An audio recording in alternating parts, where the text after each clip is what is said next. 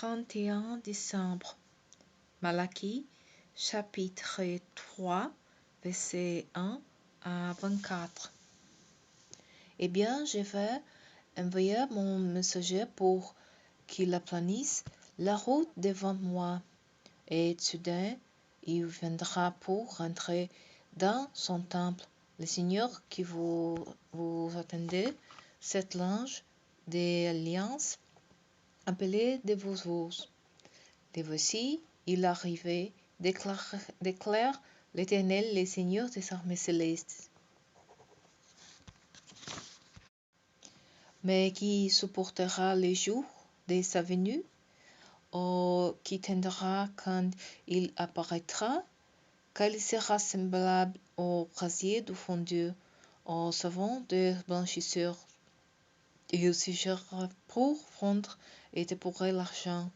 Oui, les descendants de Lévi, il les purifiera, il les affinera comme l'or et de l'argent, et ils seront l'or pour l'Éternel. Des hommes qui lui présenteront l'offrande dans la règle. L'offrande de Juda et de Jérusalem plaira à l'Éternel, comme aux jours d'autrefois, aux années déjà dites. Et je viendrai à vous un jour du jugement, et je mériterai d'être un témoin à charge contre les magiciens, contre les adultères et contre les parjures, contre ceux qui privent l'ouvert de son gain, contre ceux qui oppriment la veuve et l'orphelin, et contre ceux qui violent les droits de l'immigré, ceux qui ne me craignent pas, déclare l'Éternel, le Seigneur des armées célestes. Moi, je suis l'Éternel, et je n'ai pas changé. À cause de cela, descendants de Jacob, vous n'avez pas encore été exterminés. Depuis le temps de vos ancêtres, vous vous détournez de mes lois et vous n'obéissez pas. Revenez donc à moi et moi, je reviendrai à vous, déclare l'Éternel, le Seigneur des armées célestes. Et vous dites, et en quoi devons-nous devenir un homme pur et voler Dieu? Pourtant, vous me voulez, et puis-vous me demandez, en quoi vont-nous donc voler? Vous me volez sur les dîmes et sur les offrandes. Vous êtes sous les coups d'une malédiction, parce que tout ce peuple vous tue, vous me volez. Apportez donc vos dîmes dans leur totalité au trésor du temple pour qu'il y ait de vivre dans ma demeure. De cette façon-là, mettez-moi là pour l'épreuve, déclare l'Éternel, le Seigneur des armées célestes. Alors vous verrez bien si, de mon côté, je n'ouvrirai pas pour vous les clochers des cieux, et ne vous comble pas avec surabondance de ma bénédiction. Pour vous, je réprimerai l'insecte qui dévorait, et ne détruira plus les produits de vos terres, et vos vies dans vos campagnes ne manqueront plus de donner les fruits, déclare l'Éternel, le Seigneur des armées célestes. Et tous les autres peuples vous diront bienheureux, car vous serez alors un pays de délices, déclare l'Éternel, le Seigneur des armées célestes.